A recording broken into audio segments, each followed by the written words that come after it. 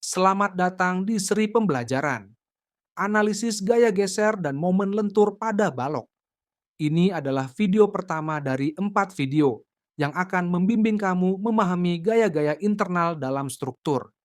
Di video ini kita akan membahas konsep dasar gaya geser dan momen, serta analisis beban terpusat dengan satu gaya, mulai dari pengertian paling dasar sampai ke rumus distribusi gaya dalam. Semuanya akan kita jelajahi pelan-pelan dan langkah demi langkah. Bayangkan kamu membangun jembatan dari kayu. Satu balok utama terbentang, menahan beban kendaraan yang lewat. Tapi, di mana titik paling lemah? Apakah dekat tumpuan atau tepat di bawah ban truk? Jawabannya tersembunyi dalam distribusi gaya geser dan momen lentur sepanjang balok. Setiap balok dalam struktur mengalami kombinasi gaya-gaya ini. Dua hal yang paling penting untuk dianalisis adalah nilai maksimum dan minimum, karena merekalah yang menentukan titik kritis struktur dan bagaimana gaya itu terdistribusi, karena ini berpengaruh langsung pada desain dan penempatan penguatan. Kalau kita tidak tahu di mana letak nilai ekstrem itu, kita bisa saja merancang balok yang tampak kuat, tapi justru patah saat diuji beban. Distribusi gaya juga memberi petunjuk penting, misalnya di mana kita perlu menambah penulangan baja dalam beton, atau di mana profil baja perlu diperkuat. Dan yang menarik, gaya geser dan momen lentur saling terhubung. Mereka tidak berdiri sendiri, tapi bekerja bersama membentuk medan gaya di dalam balok. Jadi, memahami keduanya bukan hanya penting, tapi vital. Coba bayangkan kamu melihat balok transparan. Di dalamnya, gaya-gaya terlihat seperti peta panas. Merah menunjukkan titik berbahaya, biru menandakan area aman. Inilah fungsi dari dua diagram penting dalam teknik struktur. Shear force diagram untuk memetakan gaya geser, dan bending moment diagram untuk memetakan momen lentur sumbu horizontal menunjukkan posisi sepanjang balok. Biasanya disebut sumbu X, sedangkan sumbu vertikal menunjukkan nilai gaya. Untuk shear force diagram, ini adalah besar gaya geser pada titik tersebut. Untuk bending moment diagram, ini adalah besar momen lentur yang bekerja memutar penampang. Diagram ini seperti grafik kesehatan struktur, memperlihatkan di mana balok bekerja keras dan di mana ia lebih ringan bebannya. Dengan membaca diagram ini, seorang insinyur bisa langsung tahu, oh, bagian ini harus diperkuat, bagian sana masih aman. Tanpa diagram ini, mendesain struktur seperti berjalan dalam gelap. Tapi dengan shear force diagram dan bending moment diagram, kita punya peta yang jelas untuk memandu kekuatan struktur.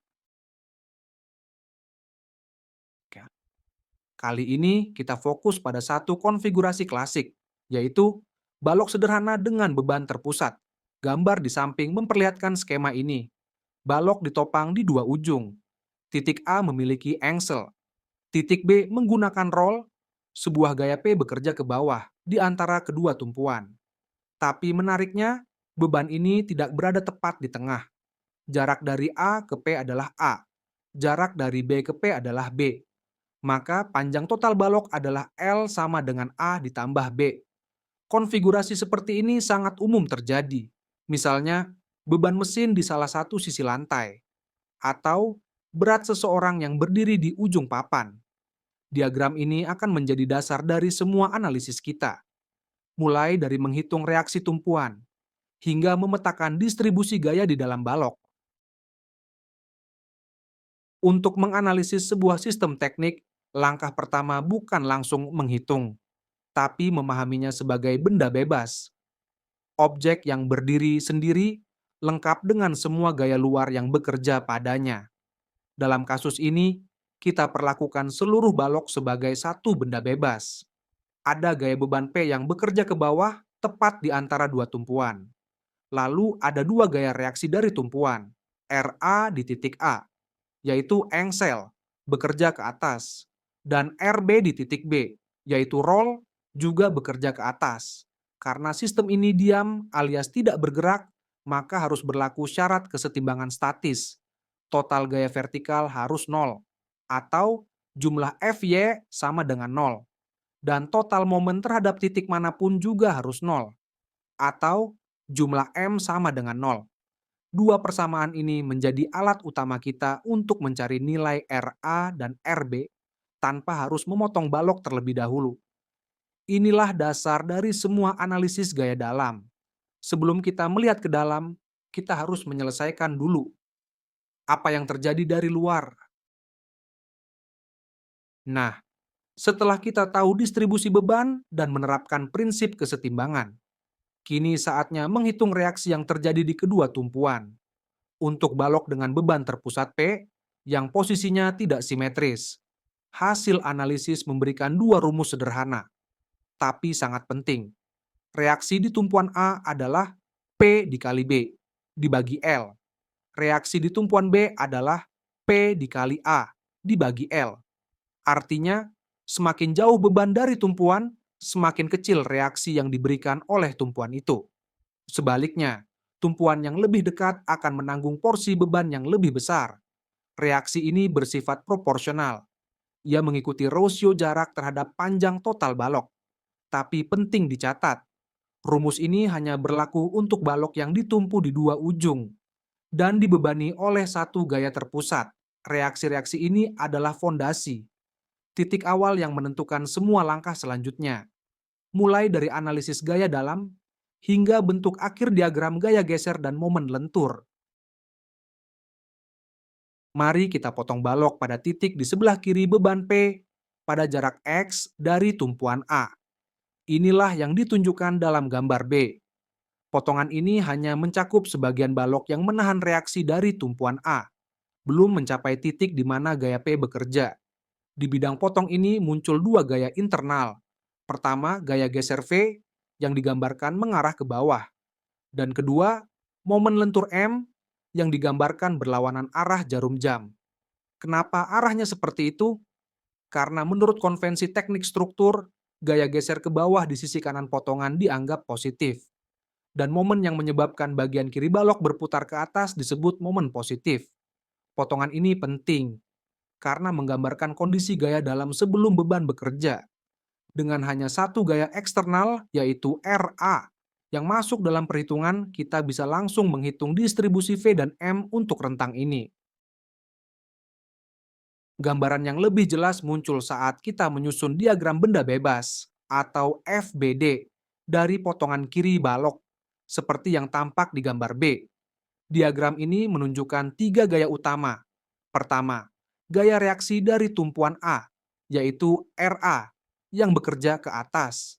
Kedua, dua gaya internal yang muncul di bidang potong, yaitu gaya geser V, yang digambarkan ke bawah, dan momen lentur M yang berputar berlawanan arah jarum jam. Karena potongannya berada di sebelah kiri beban P, tidak ada gaya lain yang mempengaruhi potongan ini. Gaya-gaya internal ini mewakili tegangan di dalam penampang, yaitu gaya-gaya tak kasat mata yang menjaga balok agar tidak runtuh. Dan dari diagram sederhana ini, kita akan bisa menurunkan rumus yang membentuk kurva pada diagram gaya geser dan momen. Dari potongan tadi, kita bisa langsung menulis dua ekspresi penting, masing-masing untuk gaya geser dan momen lentur. Untuk rentang posisi X di antara titik A dan tepat sebelum beban P, yaitu dari 0 hingga A. Berikut hasilnya. Gaya geser V adalah konstan. V sama dengan RA, yaitu P dikali B, dibagi L.